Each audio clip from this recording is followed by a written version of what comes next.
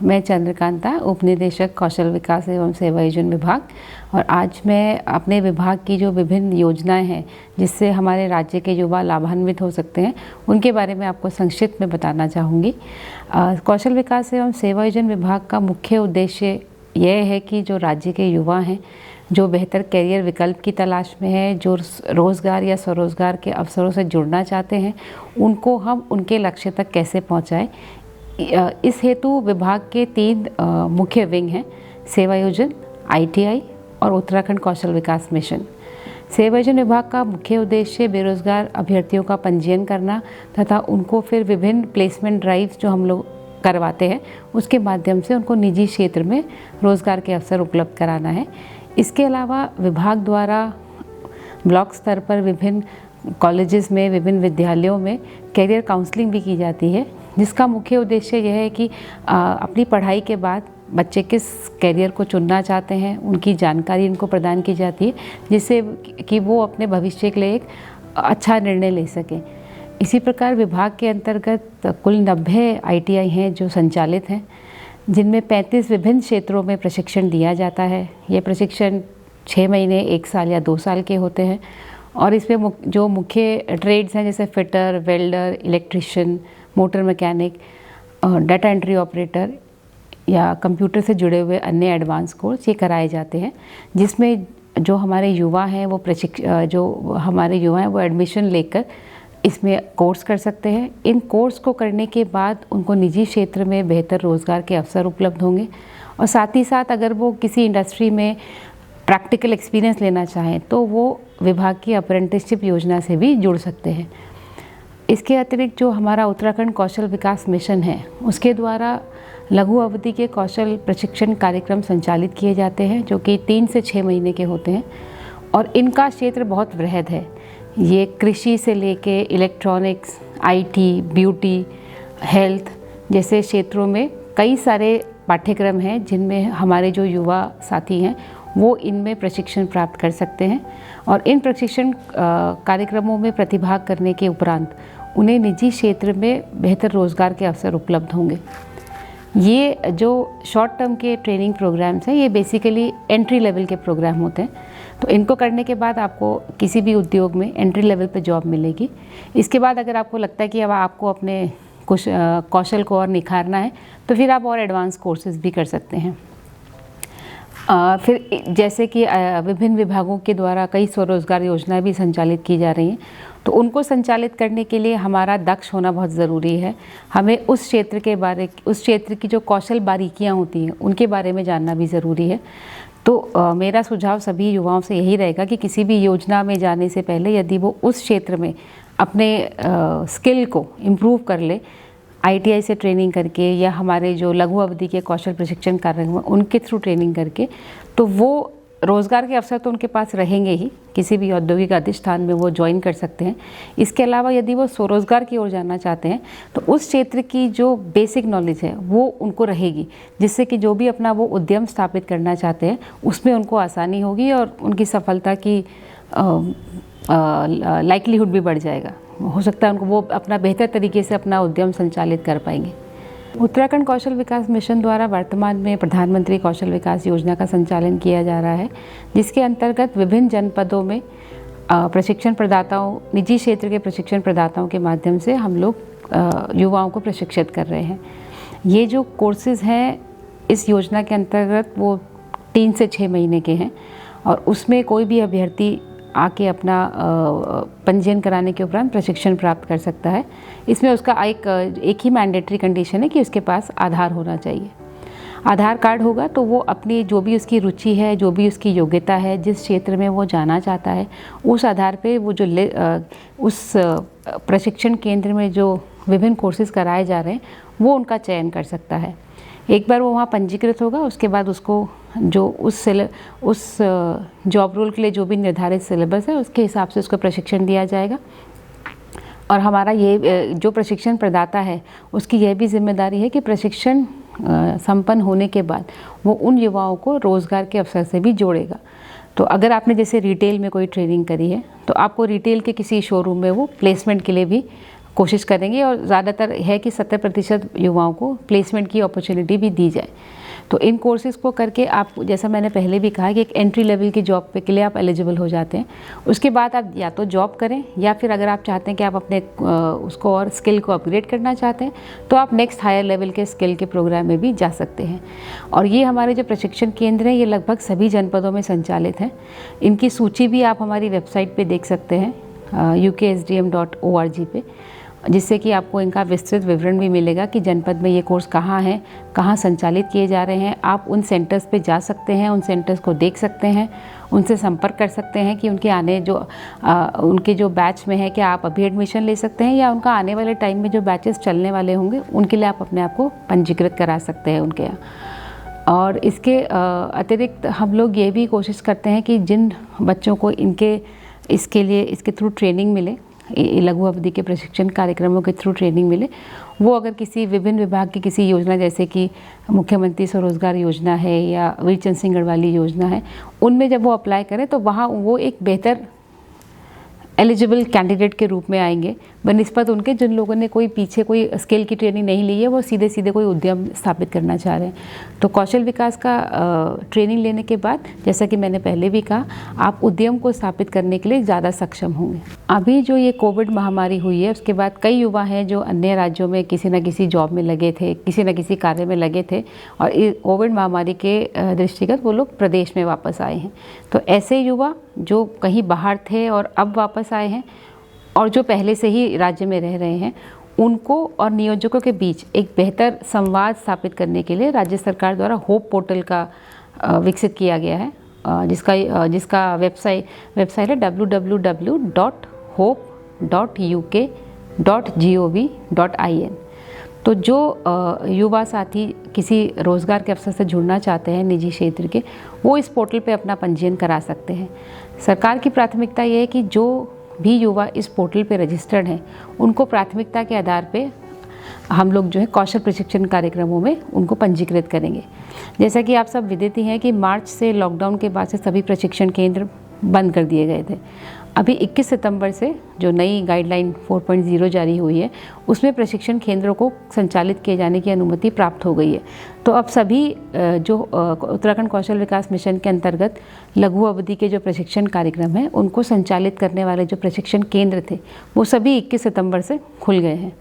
तो hope portal पे जिन लोगों ने प्रशिक्षण हेतु अपनी रुचि दिखाई है, तो हमारी प्राथमिकता यही है कि जो लोगों ने उस पोर्टल पे अपना पंजीयन कराया है, उनको हम प्राथमिकता के आधार पे इन प्रशिक्षण केंद्रों में आने वाले समय में पंजीकृत करेंगे, ताकि उन्हें उनकी एक्सपेक्टेशन के अनुसार हम लोग प्रशिक्षित कर उनको रोज़गार के अवसरों से जोड़ सकें। इसी प्रकार इसी पोर्टल पे अगर आप विज़िट करेंगे तो यहाँ पे कुछ नियोजकों द्वारा अपनी रिक्तियाँ भी अपलोड की गई हैं। यदि किसी नियोजक को किसी पर्टिकुलर ट्रेड में उसके यहाँ वैकेंसी है, तो वो इस पोर्टल पे उसको अपलोड करता है। तो मेरा अनुरोध सभी युवाओं से यही रहेगा, इस पोर्टल को विज़िट करें। यदि प्रशिक्षण लेना चाहते हैं तो इस पे पंजीकृत करें, और यदि आप ये जानकारी लेना चाहते हैं कि आपके आसपास के उत्तराखंड में जो स्थापित उद्योग हैं उनमें किस प्रकार की रिक्तियाँ आ रही हैं, तो वो भी इस पोर्टल पर अपलोड है। आप उस वेबसाइट पर जाके वो भी देख सकते हैं और अपना पंजीयन भी इसमें करा सकते हैं। तो मैं सभी अपने प्रदेश के युवाओं से अपील करूंगी कि अधिक से अधिक सरकार द्वारा जो उनके लाभ के लिए योजनाएं चलाई जा रही हैं उनका लाभ उठाएं, प्रशिक्षण में पार्ट लें, चाहे वो ITI जो है उनमें एडमिशन लेके, या जो उत्तराखंड स्किल मिशन द्वारा विभिन्न योजनाओं के अंतर्गत जो लघु अवधि के कौशल प्रशिक्षण कार्यक्रम चल रहे हैं उनके माध्यम से इन केंद्रों में आए, इन ITIs में एडमिशन लें, कौशल को बेहतर बनाएं, कुशल बने, और एक कुशल कामगार बनेंगे तो आपके लिए रोज़गार या स्वरोज़गार के अवसरों की कोई कमी नहीं रहेगी। धन्यवाद।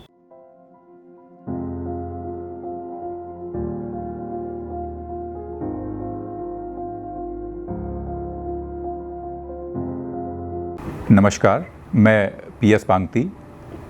वर्तमान में मैं खाद्य नागरिक आपूर्ति उपभोक्ता मामले विभाग में संयुक्त आयुक्त खाद्य के पद पर कार्यरत हूँ। वर्तमान में 2 अक्टूबर से ग्राम पंचायत विकास योजना के अंतर्गत पंचायती राज विभाग द्वारा सभी ग्रामीण लोगों को विभागीय जानकारी उपलब्ध कराए जाने के लिए एक ये प्रयास किया गया है। इसी के अंतर्गत मैं आज आप सभी के सामने उपस्थित हूँ। खाद्य विभाग की जनोपयोगी जो योजनाएं हैं उनके बारे में आपको सूक्ष्म जानकारी दूंगा। वर्तमान में खाद्य विभाग के अंतर्गत 3 प्रकार की योजनाएं संचालित की जा रही हैं, जिसके अंतर्गत राष्ट्रीय खाद्य सुरक्षा योजना है, जिसमें आम उपभोक्ताओं को अंत्योदय अन्न योजना के अंतर्गत गुलाबी रंग के राशन कार्ड उपलब्ध कराए गए हैं, जिसमें प्रति राशन कार्ड 35 किलोग्राम खाद्यान्न 3 रुपये किलो चावल और 2 रुपये किलो गेहूं के दर से उन्हें उपलब्ध करवाया जाता है। इसी प्रकार जो दूसरी योजना है प्राथमिक परिवार योजना, उसमें सफ़ेद रंग के राशन कार्ड उपभोक्ताओं को उपलब्ध करवाए गए हैं, जिसमें प्रति व्यक्ति 5 किलो राशन, जिसमें 3 किलो चावल 3 रुपये किलो की दर से तथा 2 किलोग्राम गेहूं 2 रुपये किलो की दर से उपलब्ध करवाया जाता है। इसके अतिरिक्त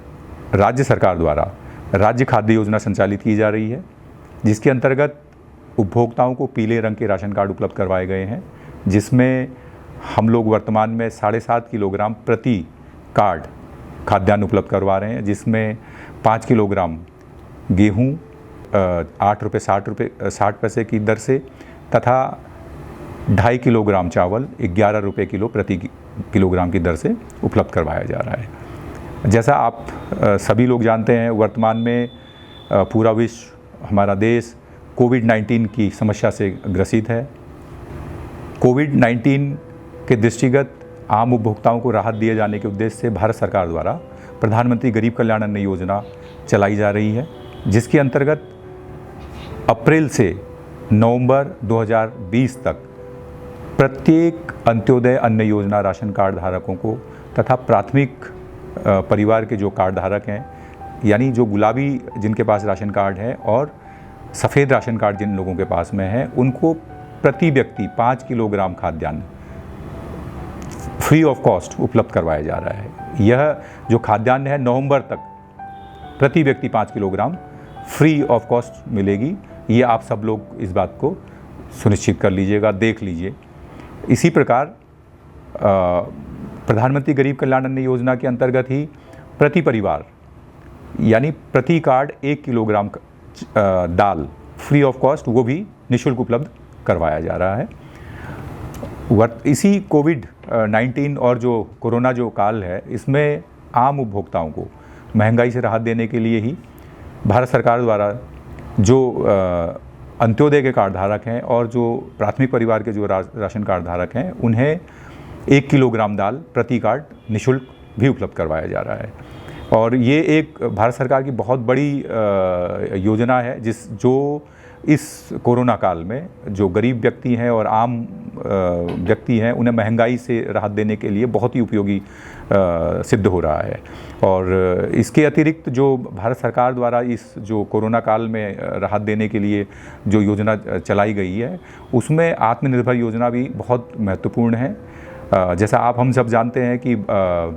भारत के सभी राज्यों से जो प्रवासी लोग, हमारे उत्तराखंड के जो लोग थे जो वापस आए हैं, उनके लिए भी भारत सरकार ने जो है मई और जून में 2 महीने के लिए राशन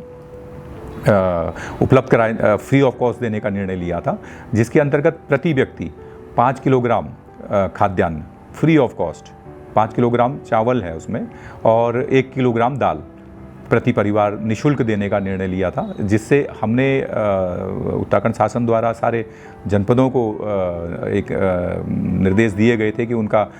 जो चयन करना है, उनका जो चिन्हीकरण करते हुए वो सारी प्रक्रिया हम लोगों ने पूर्ण कर ली थी। और जितने भी इस तरह के जो योग्य लाभार्थी थे, जो पात्र लाभार्थी थे, उन्हें जो है हमने 31 अगस्त तक जो है 5 किलोग्राम खाद्यान्न चावल निःशुल्क और 1 किलोग्राम दाल निःशुल्क जो है उन्हें उपलब्ध करवाया है। और इस समय में जो खाद्य विभाग के द्वारा जो महत्वपूर्ण जो लाभ जो आम उपभोक्ताओं को दिया जा रहा है, उसमें एक योजना है मुख्यमंत्री दाल पोषित योजना। सितंबर 2019 से माननीय मुख्यमंत्री जी द्वारा जो उत्तराखंड राज्य के जो निर्धन परिवार हैं, जो हमारे जितने भी अंत्योदय और प्राथमिक परिवार और राज्य खाद्य योजना के लगभग 24 लाख राशन कार्ड धारक हैं, उन्हें जो है सस्ती दरों पर दाल उपलब्ध करवाने का निर्णय लिया था, जिसके अंतर्गत प्रति राशन कार्ड 2 किलोग्राम दाल बहुत ही सस्ते दरों पे उपलब्ध करवाई जा रही है। और इससे 2 लाभ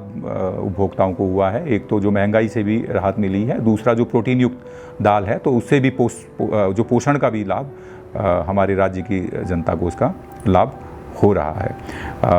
मैं इसमें एक चीज़ और भी जानकारी देना चाहूँगा कि उत्तराखंड जो खाद्य विभाग द्वारा जो है एक टोल फ्री नंबर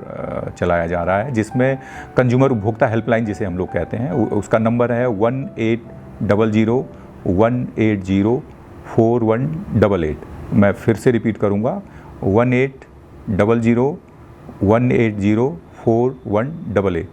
ये टोल फ्री नंबर उन सभी उपभोक्ताओं के लिए है जिनको उपभोक्ता संबंधी जिन्हें समस्याएं होती हैं, वो चाहे ओवर रेटिंग से संबंधित हो या उन्हें समय से न मिलने की विभाग से संबंधित हो या उनको कोई भी उपभोक्ताओं से संबंधित, वो चाहे मोबाइल के फ़ोन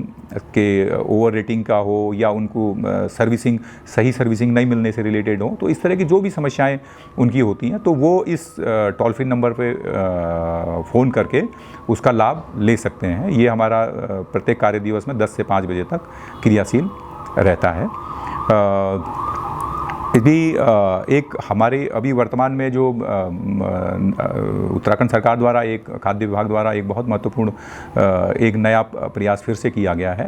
पूर्व में जो राशन कार्ड थे, बुकलेट राशन कार्ड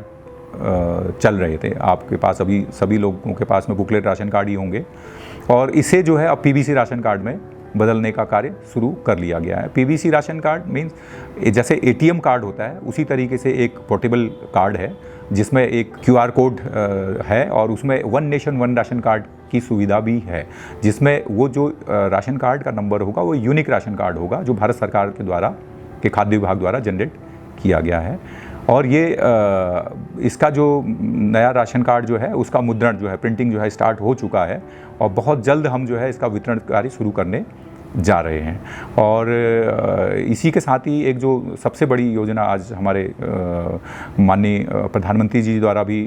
शुरू की गई है, one nation one ration card, जो प्रवासियों के बाद जो समस्या आई थी कि जो एक राज्य से दूसरे राज्य में जो लोग उपभोक्ता या परिवार शिफ्ट करते हैं, तो अगर मान लीजिए कोई उत्तराखंड में कोई उनका राशन कार्ड है और अन्य राज्यों में चले जाते हैं तो उन्हें हमारी सार्वजनिक वितरण प्रणाली के अंतर्गत सस्ते राशन का लाभ नहीं मिल पाता है। तो उसके लिए भारत सरकार द्वारा जो है एक one nation one ration card की योजना शुरू की गई है, जिसके अंतर्गत जो यूनिक राशन कार्ड अब नंबर देंगे और अगर कोई उत्तराखंड का व्यक्ति है, उसके पास उत्तराखंड का राशन कार्ड है, वो जाकर के उत्तर प्रदेश में रहता है या पंजाब में जाता है, तो उस राशन कार्ड के आधार पे वो वहाँ भी राशन प्राप्त कर सकता है। तो ये एक बहुत बड़ी योजना है और बहुत बड़ा एक क्रांतिकारी परिवर्तन हम जिसे अपने विभाग के तौर पे कह सकते हैं, जो हमेशा से एक लोगों के लिए समस्या रहती थी कि अगर उसके पास राशन कार्ड नहीं है दूसरे राज्य में तो उसे राशन नहीं मिल पाता था। तो इस one nation one ration card से उन उपभोक्ताओं को भी इसका लाभ होगा। और मेरा जो पंचायती राज विभाग द्वारा जो सचिव और निदेशक श्री हरीश चंद्र सेमवाल जी द्वारा जो ये प्रयास किया गया है, जिसके द्वारा ऑडियो वीडियो के माध्यम से पंचायत के सभी व्यक्तियों को, गांव के सभी व्यक्तियों को तक सभी विभागों की जो महत्वपूर्ण जानकारियां हैं वो उपलब्ध करवाने का जो आपका प्रयास है, निश्चित तौर से ये सफल होगा। और मैंने एक प्रयास किया है अपने विभाग की जानकारियों को आप तक पहुँचाने का, और मैं उम्मीद करूँगा कि ये आप लोगों के लिए उपयोगी होगा। और मैं ये भी कहना चाहूँगा कि यदि आपको खाद्य और नागरिक आपूर्ति विभाग से संबंधित कोई भी समस्याएं अगर आपकी होती हैं तो ये टोल फ्री जो मैंने आपको नंबर दिया था उसके माध्यम से भी आप संपर्क कर सकते हैं। और हमारे जो विभागीय वेबसाइट है www.fcs.uk.gov.in पर से भी आप जानकारी प्राप्त कर सकते हैं, जिसमें सभी विभागीय अधिकारियों के और जनपदीय अधिकारियों के भी उसमें टेलीफोन नंबर्स दिए गए हैं, उनसे भी आप संपर्क कर सकते हैं, या हम सभी लोग आप लोगों के लिए हमेशा हाजिर रहेंगे। थैंक यू, धन्यवाद।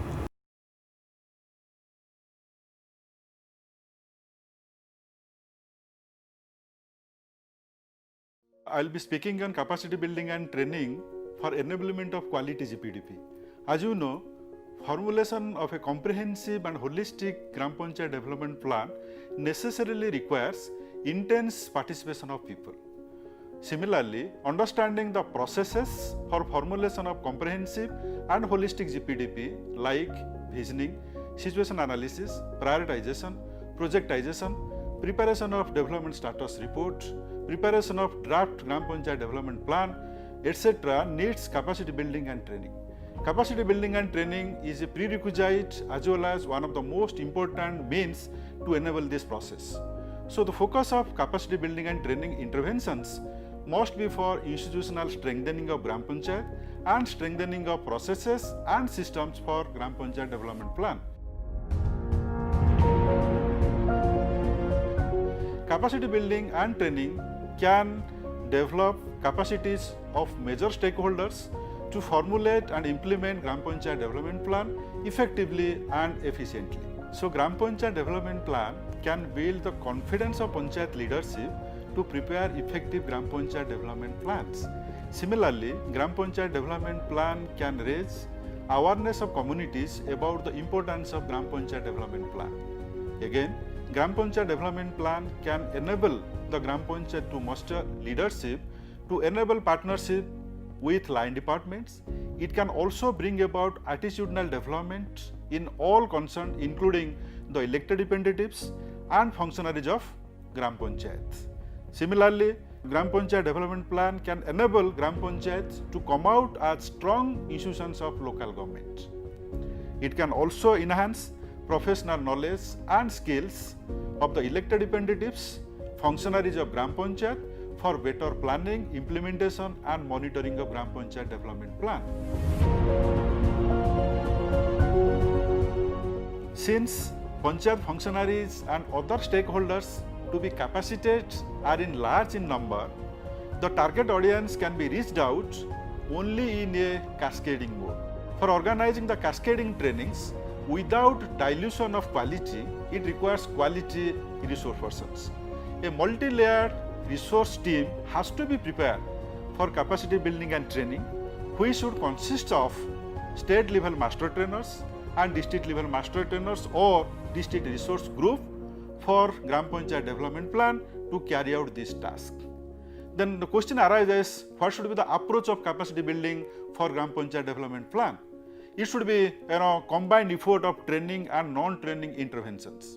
Since Gram Panchayat development plan is not just to be conceptually understood but to be physically prepared through several steps of action at the Gram Panchayat level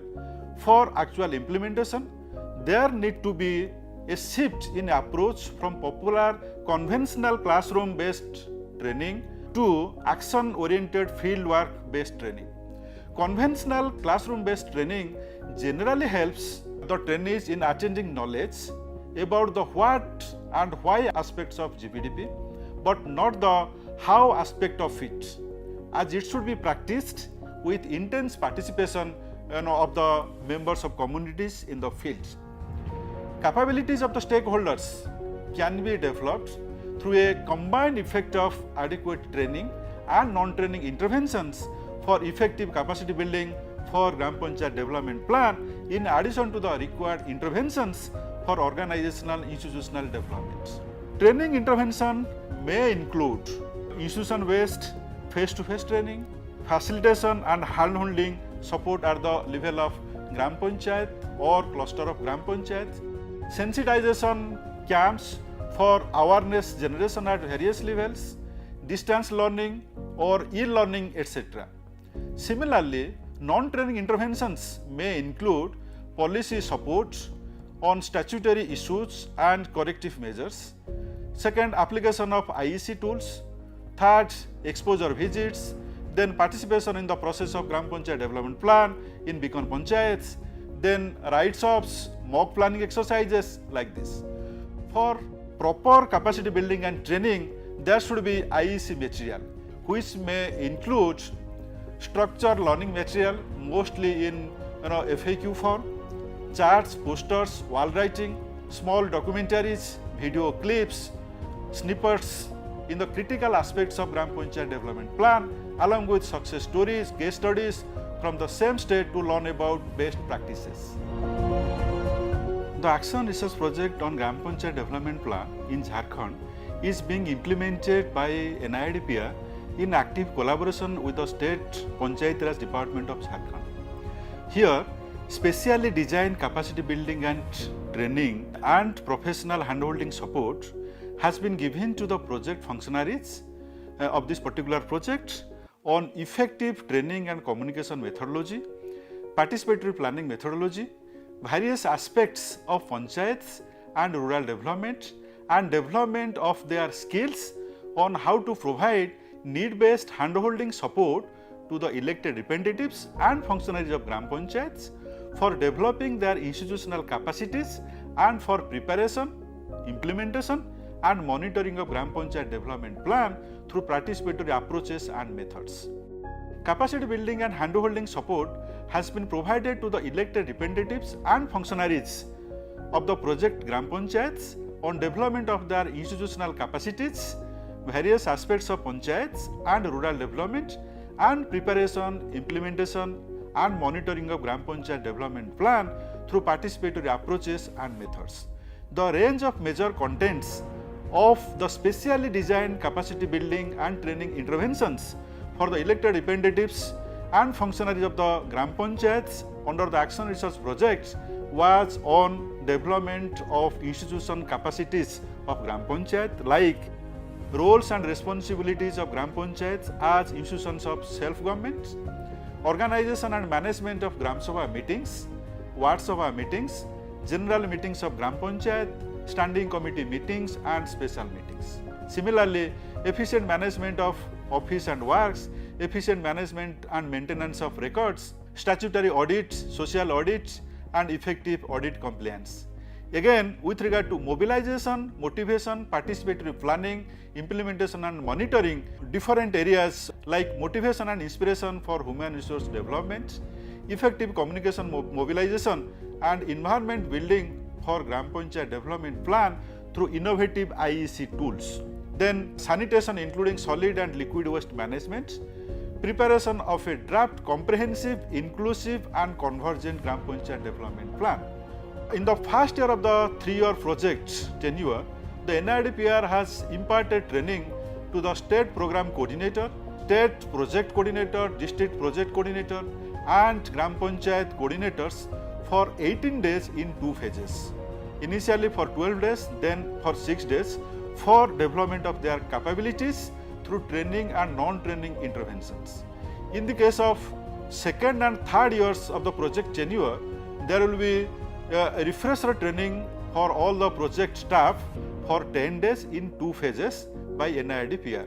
Specially designed guided exposure visits named Mission Samriddhi Yatra to Beacon Gram Panchayats has been arranged for elected representatives and functionaries of the project GPs outside the state so that they can feel motivated to replicate the good practices in their own areas.